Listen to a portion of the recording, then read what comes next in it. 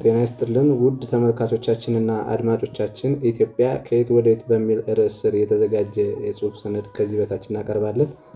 እንደዚህም ሀገራችን ኢትዮጵያ የገጠሟት ፈተናዎችና መፍትሄዎቻቸው በሚል ንዑስ ርዕስ ስር ሀገሪቱ አሁን ላይ ለገጠሟት ችግሮች መቼና የት ተጀምረው አሁን ላይ ደረሱ፣ ከላይ የገጠሟት ችግሮች በሀገሪቱ ላይ ያመጡት ጫናዎች ምን ናቸው፣ እነዚህ ችግሮች ሀገሪቱን ወዴት እየወሰዷት ይሆን፣ ሀገሪቱ የገጠሟትን ችግሮች ለመፍታት የሚወሰዱ እርምጃዎችና ሀሳቦች በዝርዝር ምን ናቸው የሚሉትን ጥያቄዎች መመለስ የሚችል የጽሑፍ ሰነድ አዘጋጅተናል። ይህም የጽሑፍ ሰነድ በክፍል ተቆራርጦ ይቀርብላችኋል። እንድታዳምጡንና እንድትከታተሉን ስንል በአክብሮት እንጠይቃለን። ክፍል 1 ኢትዮጵያ ከ14ኛው መቶ ክፍለ ዘመን እስከ ዘመነ ደርግ የነበሩባት ፈተናዎች። በሀገሪቱ ችግሮች የተጀመሩበት ቀንና ዘመናት።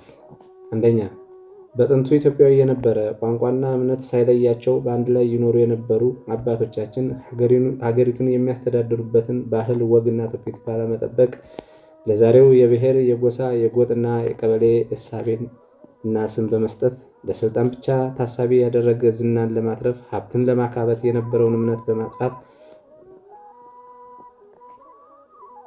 በእምነት ላይ ሆኖ አማኞቻችንን በመከፋፈል አዲስ እምነት፣ ስርዓት፣ ሕግ፣ ዘመናዊነትን የተላበሰ እድሳት ያስፈልጋል በማለት ኢትዮጵያዊ እሴትን ወይም አንድነትን እንዳይኖር አድርጎ ኑሯል። በዚህም ጥንት በእምነታቸውና በአንድነታቸው ያቆሙትን ቅርስና ርስት እንዲሁም ሕግ ኋላ ቀር ነው በማለት በማጣጣል በምዕራባውያን እሳቤ በመቀያየር የነበረውን መልካም ባህላዊ እና ወግ ትውፊት እንዲሁም ስርዓት እንዳይቀጥልም አድርገዋል። ሁሉም በሁለቱ እምነቶች በክርስትና ከሰለሞናዊ መንግስትና ከአዳም ጀምሮ በኢትዮጵያ ቋንቋ በግዕዝና በአማርኛ ፊደል እያስተማረች ፊደል እየቀረጸች ትውልዱን ከዘመነ ልደት አድርሳለች። ከ14ኛው ክፍለ ዘመን በኋላም ወደ ኢትዮጵያ ነቢዩ መሐመድ ከገባ በኋላ በሀገሪቱ መልካም አቀባበልነት ቦታና ፈጣሪውን እንዲያመልክ አድርገዋል።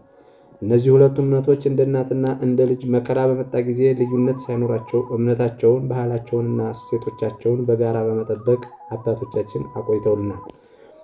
ከ16ኛው ክፍለ ዘመን በኋላ በኢትዮጵያ ሰላም እንዳይኖር የሚፈልጉ ምዕራባውያን በሁለቱ እምነቶች ጸብና ግጭት እንዲፈጠር፣ እምነቶች እንዲናናቁ፣ ጎረቤታማ እንዳይሆኑ፣ አብረው እንዳይበሉ፣ እንዳይጠጡ፣ በጋብቻ ስርዓት አንዱ አንዱን እንዳያከብር በማድረግ ሀገሪቱ ላይ ኢትዮጵያ የተባለች ታላቅ ሀገር ሃይማኖት ክርስትናን በማጥፋት እስልምናንም ቢሆን በመሸርሸር በምዕራባውያን ምክርና እገዛ በማድረግ ቤተክርስቲያን እንድትፈርስ፣ እንድትቃጠል፣ መስጊዶች እንዲወድሙ እንዲሁም እንዲረክሱ፣ ታሪክ እንዲጠፋና አገልጋይ ካህናቱ አንገታቸው እንዲቀላ፣ አማኝ ክርስቲያኖች እንዲገደሉ፣ በከፊል ደግሞ በግድ እንዲያምኑ በኢትዮጵያ ከደቡብ መነሻውን አድርጎ በሰሜን ያሉትንና ከምዕራብ እስከ ምስራቅ ያሉ የሀገሪቱን የክርስትና አማኞች ማጥፋት የመጀመሪያ የጸብና የግጭት መነሻ የተደረገበት ዘመን ነበር።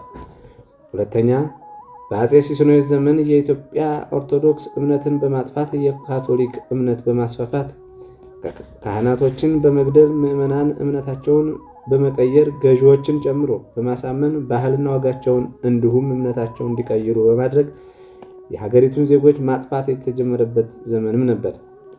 ሶስተኛ፣ አፄ ገላውዴዎስ እምነቱን በመቀየር የምዕራባውያን ተልዕኮ በመውሰድ የሀገሪቱን ዜጎች በመግደልና በመጨፍጨፍ ሀገሪቱን የግጭትና ሰላሟን ያጣች እንድትሆን ያደረገበትም ዘመን ነበር።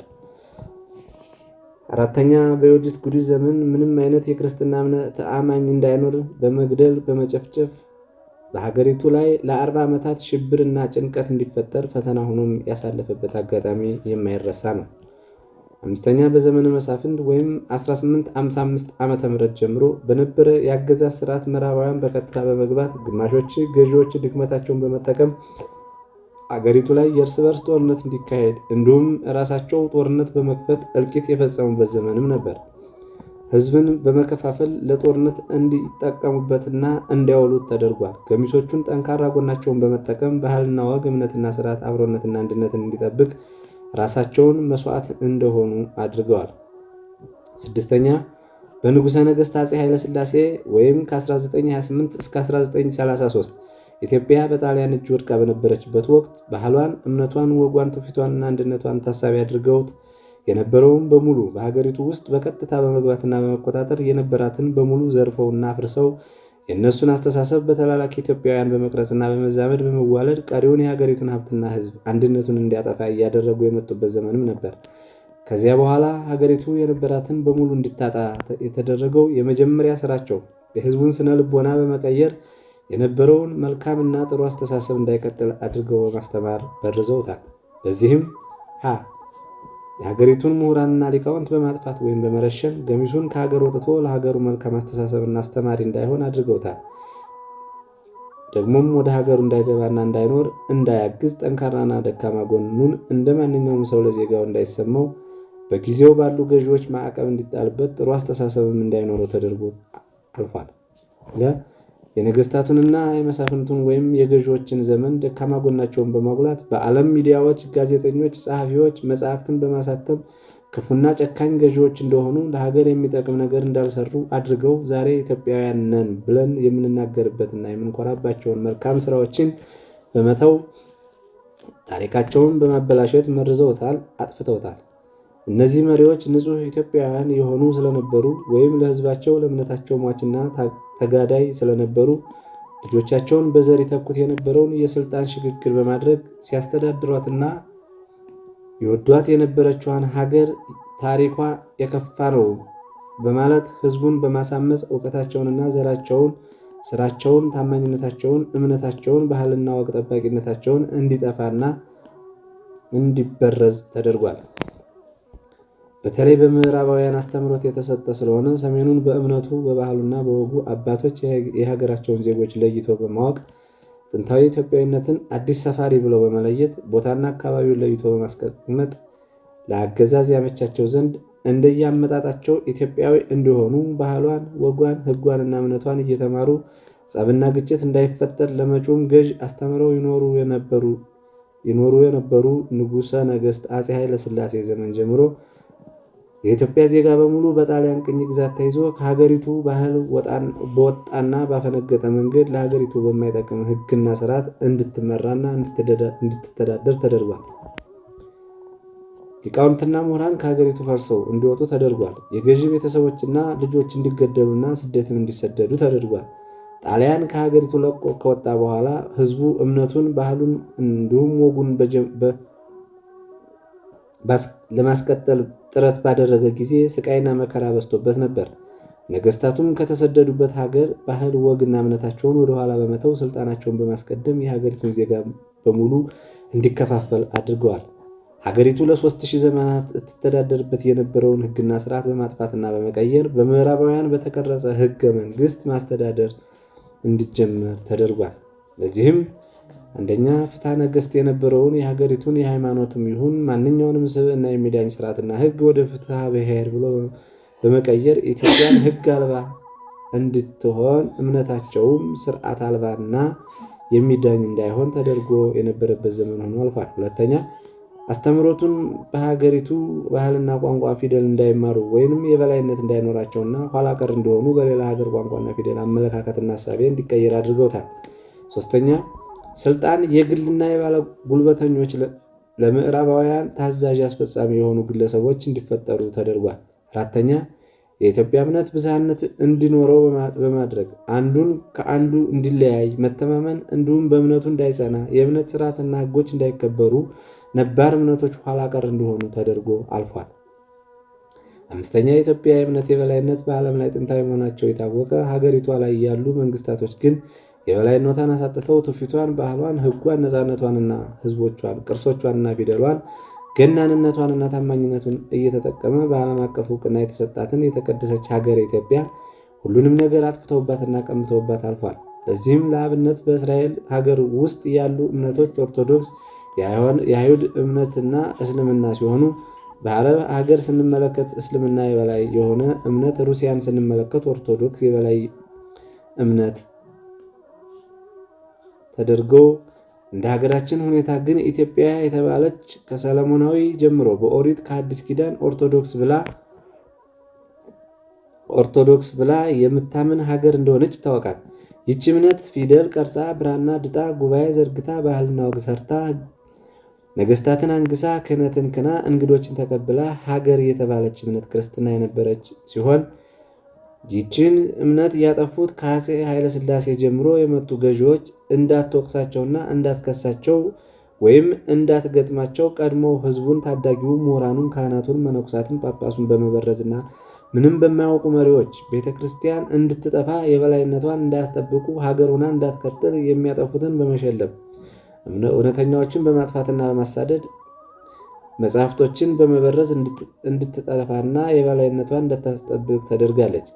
የሀገሪቱ ዶሴ የነበሩትን ብራና መጽሐፍቶችን፣ የታሪክ መዛግብቶችን እንዲሁም የጥበብ መጽሐፍቶችን ለምዕራባውያን አሳልፎ በመስጠት ታሪክ እንዳይቀጥል የበላይነቷ እንዳይኖርም ተደርጋለች።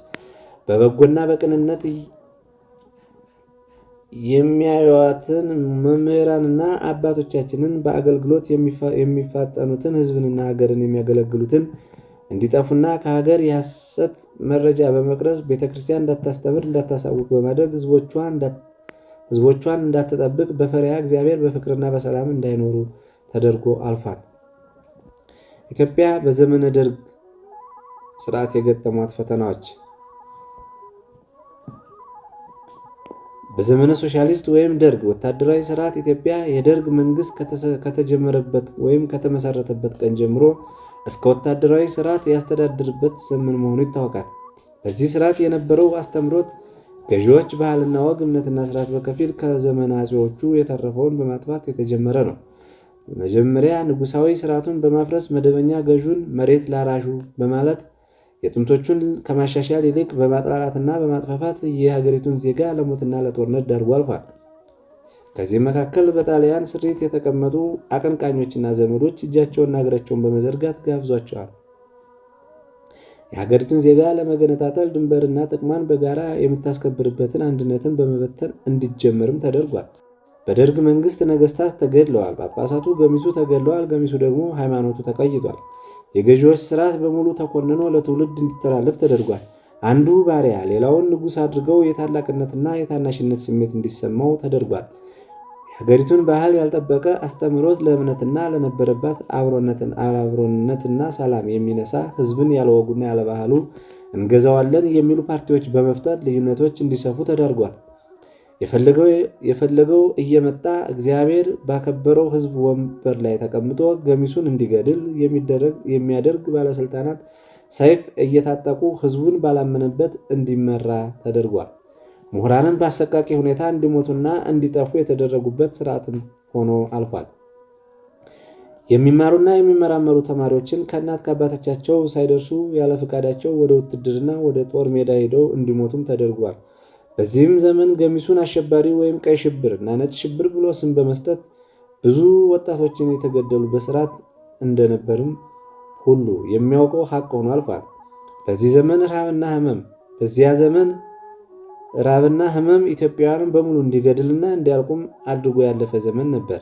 በመጨረሻም ስርዓቱ ሊሸነፍ ከብዙ በጥቂቱ በስርዓቱ የነበሩ የሀገሪቱ አስፈጻሚዎችና ፓርቲዎች ወይም ተቃዋሚዎች በሙሉ ያለቁበት፣ ገሚሶቹ ደግሞ ከሀገሪቱ ወጥተው የቀሩበት፣ ስርዓቱ ወይም ወታደሩ መውጣት ያልቻለበትና የክብር ልብሱን የገፈፈበትና የሞተበት፣ እስካሁንም ድረስ ለ34 ዓመታት በእስር ቤት ያሉ ወንድሞችና እናቶች እየተሰቃዩ ችግርና መከራ እየተፈራረቀባቸው ይገኛሉ። በኢትዮጵያ ማንንም ሳይለይ የተሰሩ ስህተቶች በማህበረሰቡ ዘንድ ከባድ የስነ ልቦና ጠባሳ አድርሰው አልፈዋል። ኢትዮጵያ የ1983 ወይም የፌዴራሊዝም ስርዓት መፈጠርና በኋላ የገጠሟት ችግሮች፣ አንደኛ፣ በሀገሪቱ ውስጥ ይኖሩ የነበሩ ዜጎች በሙሉ በውጭ ተልዕኮ ወይም በቂ ያልሆነ እውቀት ባልያዙ ግለሰቦች ጎጣዊና አካባቢያዊ እሳቤ ላይ የተመሰረተ እውቀት በያዙ ለራሱና ለአካባቢው ተዋግቶ አሸንፋለሁ በማለት አካባቢን ወይንም እሱን መሰል ተግባር የያዙ ሰዎችን ጠባብ በሆነ አካባቢውን ነፃ በማያወጣ የትግል መስመር ጀምረው መስርተዋል። በዚህ ስርዓት ምስረታ ሀገራችን ኢትዮጵያ ላይ ያለውን ስርዓት ለመታገል ሲሉ ራሳቸውንና ወገናቸውን መስዋዕት በማድረግ አቅደው ከተነሱበት ጀምሮ በተደረገው ፍልሚያ ወይም ጦርነት ብዙዎቹን በህይወት በሁለቱም ወገን በፌዴራሊዝም ወይም የ1983 ስርዓት እና በደርግ ዘመነ መንግስት በማወቅም ባለማወቅም እንዲሞቱ ተደርገዋል። ገዢው የወታደራዊ መንግስት መከሰት ስለነበረ የሀገሪቱ ዜጋ በሙሉ ሴት ወንድ ሳይለይ በውትድርና በማሰልጠን ወደ ግንባር በመውሰድ ዓላማ ለሌለው እልቂት ተዳርገዋል። በዚህም ወታደር ብሎ ስርዓቱ ባሰለጠናቸው እናቶችና አባቶች፣ አዛውንትና ሕፃናት በአደባባይ የተገደሉበትና የተረሸኑበት ስርዓት ሆኖ አልፏል። በቀድሞ በነበረው ስርዓትና በሰዓቱ በተፈጠረው የተቃውሞ ታጋይ ማህበረሰቡን የታህት ደጋፊ ነህ ብሎ የደርግ ስርዓት ረሽኗል። የደርግ ደጋፊ ነህ ብሎ ታህት ገድሏል፣ ረሽኗል። በዚህ ጊዜ ከመጠን በላይ እልቂት የተፈጠረበት ጊዜ፣ ወንድ ልጅ ወንድ መሆኑን የጠላበት ጊዜ ነበር። በዚህ ስርዓት አመሰራረት የሃይማኖት ብዝሃነት፣ ሃይማኖት እርስ በርስ እንዳይተማመኑ፣ እንዲበታተኑ፣ ፍቅር በመካከላቸው እንዳይኖር፣ እምነት እንዲዋረድና እንዲቃለል አባቶች የተቀበሉትን እምነት ትተው አዲስ አስተሳሰብ እንዲቀበሉ፣ በአንድ ቤት ሰላምና ፍቅር እንዳይኖር፣ የሀገሪቱ ዜጎች በአንድነትና በአብሮነት ይኖሩ የነበሩትን ቋንቋን መሰረት በማድረግና ለቋንቋው ስምም በመስጠት በቋንቋው ስም ሀገር በማለት ብሔር ብሔረሰብ ብሎ በመከፋፈል በአባቶቻችን ወይም በመጽሐፍትና በታሪክ መግባቢያ ቋንቋ መነጋገሪያ እንጂ ሀገር ተብሎ ካልተለየባት ጊዜና ወቅት ይህን ስርዓት መመስረት ችለዋል። ይህ የ1983 ስርዓት ለምሳሌ ትግርኛ ተናጋሪን የትግርኛ ሀገር በማለት የአማርኛ ቋንቋ ተናጋሪን የአማራ ሀገር ወይም አማራ ክልል በማለት የአፋርኛ ቋንቋ ተናጋሪን የአፋር ክልል ወይም የአፋር ሀገር፣ የኦሮሞ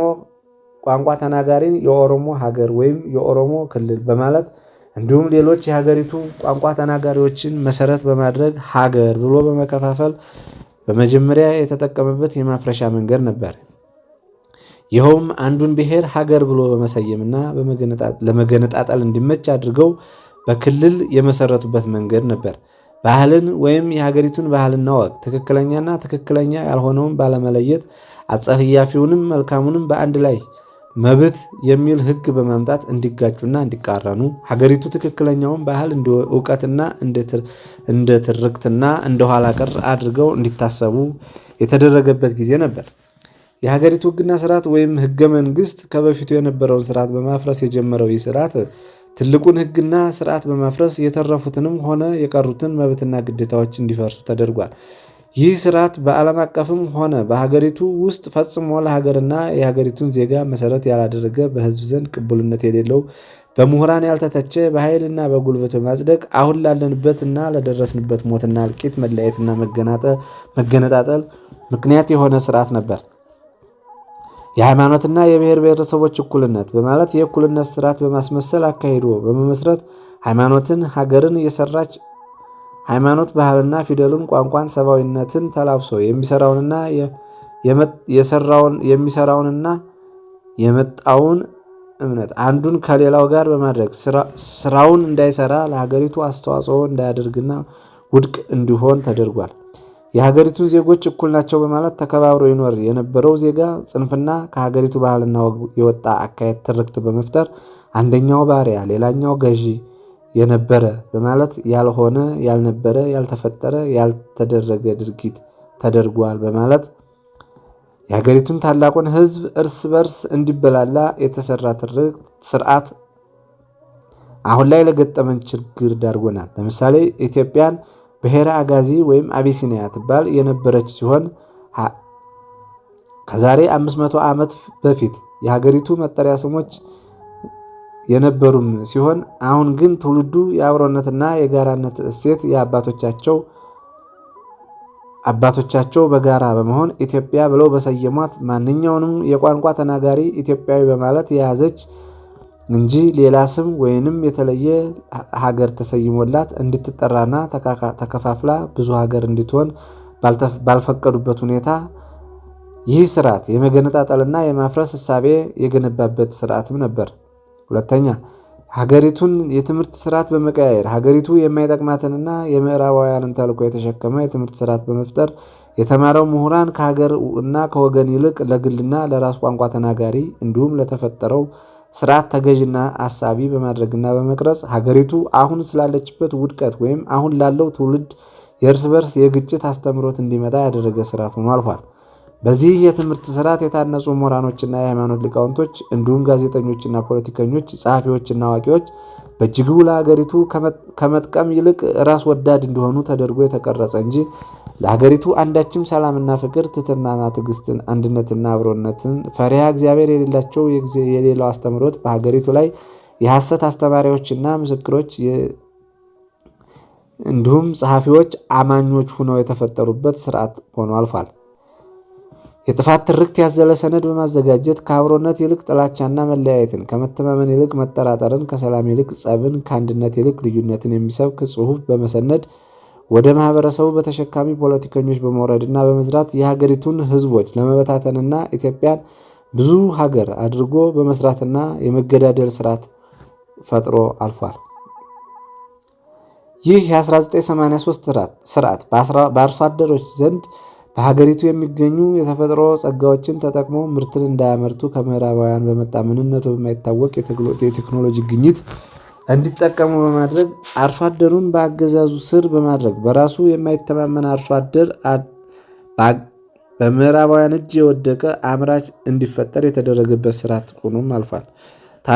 የታሪክ አዋቂ አርሶ አደሮችን ባልሆነ አስተምህሮት በመቅረጽ በህዝባቸው ላይ እውነተኛውን ታሪክ ከመናገር የተበረዙና ጥላቻን የሚያስተምሩ ሀሳብ በማውራት ገሚሶች እንዲናገሩ፣ ገሚሶች እንዲሳቀቁ፣ እንዲፈሩና ባህልና ወጉን ለትውልዳቸው እንዳያስተላልፉ በህዝቡ ዘንድ የተጠሉና የተናቁ አድርጎ የፈጠረ ስርዓት ነው።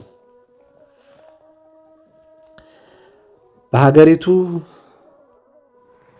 ይህ የ1983 ስርዓት በሀገሪቱ የሰው ልጅ ከሕክምና ከበሽታ የሚድንበትን ባህላዊ ወይም ሀገራዊ የጥበብ መድኃኒቶችን እንዳይጠቀም ምሁራኑና ህዝቡን ያልሆነ ትርክት በመስጠት ኋላ ቀር ነው በማለት በሀገሪቱ የምዕራባውያን ስልጣኔ ብቻ እንዲሰፍንና እንዲያውቅ ትውልዱም ይህንን ብቻ እንዲያቀነቅን የቴክኖሎጂ ግኝቶችን ብቻ ወይም መድኃኒቶችን በዘመናዊ ግኝት ቴክኖሎጂ ቀምሞ እንዳያመርት በራሳችን ምሁራን እንዳይመረቱና እንዳይቀመሙ በማድረግ በአጠቃላይ ከምዕራባውያን ሁሉንም ነገር እንድንጠብቅ በማድረግ አቅዶና አስቦ ሲሰራ የነበረ ስርዓት ነበር። በሀገሪቱ የሚኖሩ ዜጎች በተፈጥሮ የተሰጣቸውን የመዋለድና የመባዛት መብት በመከልከልና ምክንያት በመስጠት ትውልዱ ደካማና በፈጣሪው የማያምን ተጠራጣሪ እንዲሆን በምዕራባውያን የሕክምና፣ የክትባት፣ የመዋለድና የመውለድ እሳቤ የወሊድ መቆጣጠሪያ እንክብሎችን በመስጠት በተክለ ሰውነት ጠንካራ ያልሆነ እና ልፍስፍስ ትውልድ እንዲሁም የትውልድ መቀነስ እንዲፈጠር የቀዶ ጥገናን በማድረግና እናት በድጋሚ እንዳትወልድና በስራና በመንገድ እንዳይንቀሳቀሱ በማድረግ ሁሉን ነገር በምዕራባዊ እጅና በአገዛዙ ስር የህብረተሰቡ እንዲወርቅ ተደርጎ የተመሰረተ ስርዓት ሆኗል። አምስተኛ፣ ይህ የ1983 ስርዓት የሀገሪቱን ህዝብ አምርቶ እንዳይጠቀም በማድረግና መሬቷን ከምዕራባውያን በመጣ ቴክኖሎጂ ምርት እንዳይሰጥ በማድረግ እርዳታን ከነሱ እንድንጠብቅና በአገዛዙ ስር እንድንወድቅ በማድረግ ተገዥና ስደተኛ እንድንሆን ሀገሪቱ የነቃ ማህበረሰብም ፖለቲካዊ ተሳትፎ እንዳይኖረው በማድረግ በአጠቃላይ በእርዳታ መልክ ሀገራዊ እሳቤው የተበላሸና የተንሻፈፈ እንዲሆን አድርገው በራሳቸው እሳቤና ቁመና ልክ ቀርጸው የሰሩበትና የገነቡበት ስርዓት ነበር። ስድስተኛ፣ የሀገሪቱን ሀብትና ጥቅም ለምዕራባውያን አሳልፈው በመስጠትና በመሸጥ ዘመናዊ እሳቤ በማለት ወይም ትርፋማና እድገት ለማግኘት በሚል ሀገሪቱን አሁን ካለችበት ለገጠማትና ማህበራዊ፣ ኢኮኖሚያዊና ፖለቲካዊ ቀውስ እንዲገጥማት ያደረገ ስርዓት ነበር። የሀገሪቱ ሀብት በመሬት ውስጥ የሚገኙ ማዕድናትንና ተፈጥሯዊ ሀብቶችን በመሸጥ ለአገዛዙ አደረጃጀት ጉልበት እንዲሆነው ለውጭ ባለሀብቶች ወይም ድርጅቶች በመሸጥ የጦር መሳሪያዎች በመግዛትና የራሱን ዜጋና ወታደር ወይም ምሁራንን፣ ፖለቲከኞችን በጥቅም በመግዛት የትንንሽ ባለሀብቶች መፈጠሪያና ማከማቻ መዝናኛ ለብዙሃኑ በሀገሪቱ ሃይማኖታዊ መጻሕፍትን ለውጭ ሀገራቶች በመሸጥ የሀገሪቱን ታሪክና ቅርስ እንዲሁም ሃይማኖት በማጥፋት ሀገሪቱ ክብርና ዝና፣ ታሪካዊ ሰነድ እንዳይኖራት በማድረግ ስራ ሰርቷል። በሀገሪቱ የሚገኙ በሰው የተሰሩ የጸጋ ስጦታዎች፣ ሀገሪቱን የሚገልጽ በተፈጥሮ መሬት ላይ የታነጹ ዋሻዎች፣ ሐውልቶችና ገዳማቶችን ወደ ዓለም አቀፍ ሙዚየም በመቀየር ለአምልኮት የሚሰጡትን በጊዜው የነበሩ ንጉሶችና ነገስታት ከፈጣሪ የተሰጡትን ጥበብ ማሳያ አድርገው የሰሩትን ለዘመናዊነት አገልግሎት እንዲውል ስማቸው ተቀይሮ በዓለም አቀፍ ስም እንዲጠራና ጥቅም ላይ እንዲውሉ ነገር ግን እንዲረክሱና እንዲቃለሉ ክብር እንዳይኖራቸው ዝቅ እንዲሉ በስርዓቱ ውስጥ ተገዥና መጠቀሚያ እንዲሆኑ ተደርጓል። ስድስተኛ በሀገሪቱ ስም ብድርን ከምዕራባውያን በመበደር ዜጎቿ ሙሉ በሙሉ ለባርነት የሚያጋልጥና ሀብቷንና የተፈጥሮ ስጦታዎቿን ክብሯን ዝቅ የሚያደርግ ህዝቦቿን የማይጠቅም ትውልዱ ከፍሎ የማይጨርሰው ገንዘብን በመበደር ሀገሪቱ በእጅጉ አደጋ ውስጥ እንድትወድቅና ባርነት ውስጥ እንድትገባ የማድረግ ስራ ተሰርቷል።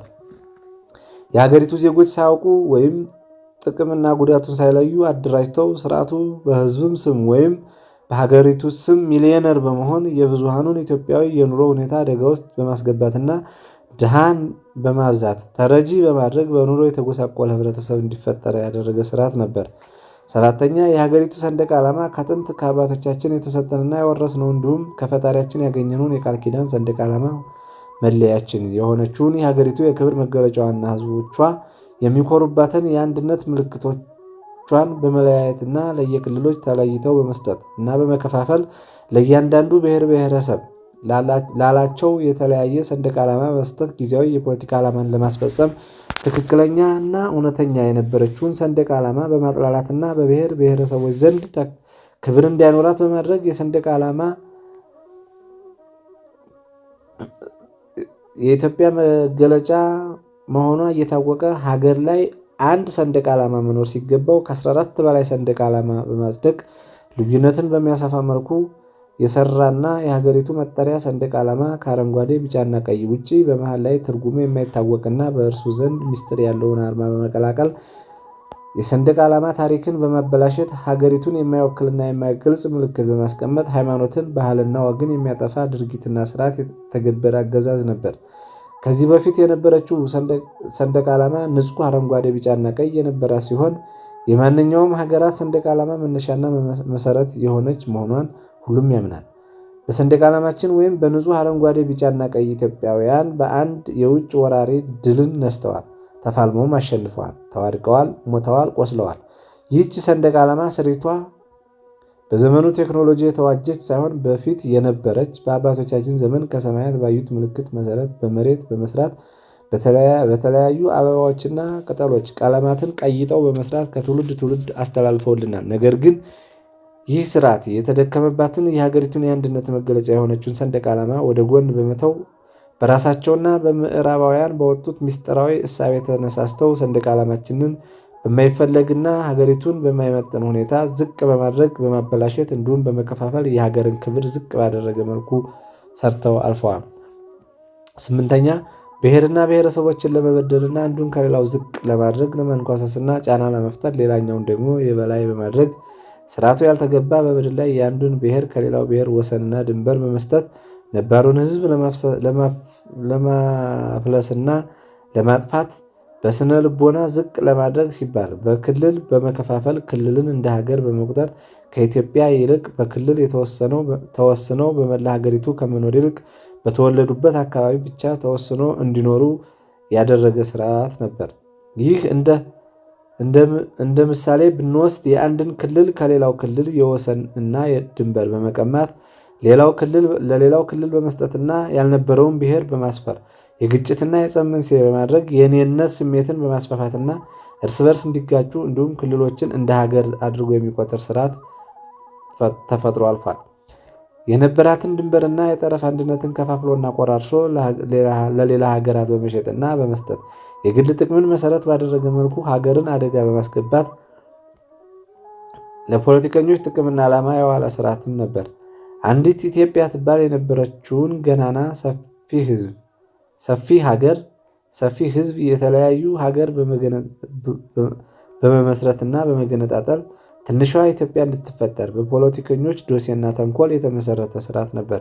ባለፉት 30 ዓመታት ብቻ በታላቂቷ ኢትዮጵያ የሚተዳደሩና የሚያምኑ ባህል፣ ቋንቋቸው፣ እምነታቸው አንድ የሆኑትን ሀገር ብለው በመለየት ስርዓቱ የፈጸመባት ዓመታቶች ሆነው አልፈው ነበር። 9ኛ ስርዓቱ ራሱ ባመጣውና በፈለሰፈው ዲሞክራሲያዊ የሚል የፓርቲዎች ምስረታና አደረጃጀት ላይ ቢሰራ የኋላ ኋላ ግን የተቃዋሚ ፓርቲዎችና አደረጃጀት እንዲሁም የስርዓቱን ችግር የሚናገሩትና የሚተቹ ምሁራኖች እንዲሁም ተቃዋሚዎች ሳይታሰብ አፈና፣ ግድያ፣ እስራትን በማከናወን ተቃዋሚ እንዳይፈጠር፣ ምሁር እንዳይኖር፣ እኔን ያልመሰለና ያልደገፈ ይጠፋል፣ ይታሰራል፣ ይገደላል በማለት ያወጀበትና የስርዓቱ አስከፊነት በራሱ የተመሰከረበት አካሄድና አቋም ያሳየ ስርዓት ነው። በዚህ ወቅት ለምሳሌ በ1997 ዓ.ም በነበረ ህዝብ የተሳተፈበት ሀገራዊ ምርጫ ስርዓቱ ሽንፈት ሲገጥመው ወጣቶችን፣ ፖለቲከኞችን፣ ምሁራኖችን፣ የሃይማኖት አባቶችን፣ ሀገር ወዳድ ኢትዮጵያውያን የገደለበት ያሰረበትና አድራሻቸው እንዳይታወቅ ያደረገበት ሴራ እንደ ማሳያ መውሰድ የምንችልበት አጋጣሚ ነበር። 10ኛ ሀገሪቱ በምዕራባውያን የተለያዩ የበጎ አድራጎት ድርጅቶች ብትያዝም በዚህ መካከል ሀገሪቱን የሚያፈርስ ሉዓላዊነቷን የሚያስጠብቀውን እሴቷን፣ ባህሏን በመበረዝ የሐሰት ትርክቶች እንዲስፋፉና ወደ ሀገሪቱ እንዲገቡ በማድረግ ሰላም፣ ፍቅርና አንድነት እንዲጠፉ የተለያየ አሰራር ተከናውኗል። ሀገር በቀል እውቀቶችንና ሀገራዊ እጽዋቶችን፣ ሀገራዊ የተፈጥሮ ሐይቆችንና ጸጋዎችን በመበረዝና በማጥፋት ሀገሪቱ ላይ የሚታዩ ተፈጥሯዊ ውበቶች ጠፍተው አደጋዋ የበዛና ለኑሮ የማትመች ሀገር ለመፍጠር ታቅዶ ባህሏን በመበረዝ የሐሰት ትርክቶች እንዲስፋፉና ወደ ሀገሪቱ እንዲገቡ በማድረግ ሰላም፣ ፍቅርና አንድነት እንዲጠፉ የተለያየ አሰራር ተከናውኗል። ሀገር በቀል እውቀቶችንና ሀገራዊ እጽዋቶችን፣ ሀገራዊ የተፈጥሮ ሐይቆችንና ጸጋዎችን በመበረዝና በማጥፋት ሀገሪቱ ላይ የሚታዩ ተፈጥሯዊ ውበቶች ጠፍተው አደጋዋ የበዛና ለኑሮ የማትመች ሀገር ለመፍጠር ታቅዶ የተሰራበት ስርዓትም ነበር። ሀገር በቀል አደረጃጀቶች፣ የተለያዩ ማህበራቶችና ድርጅቶች እንዲሁም ረጂ ድርጅቶች እንዳይስፋፉና እንዳይለወጡ ሀገር በቀሉን አደረጃጀት አጥፍቶ የምዕራባውያንን እሳቤ ዘመናዊ በማለት የነበረውን እሴት እንዲጠፉ አድርጎ ያለፈ ይህ የ1983ቱ ስርዓት ነበር።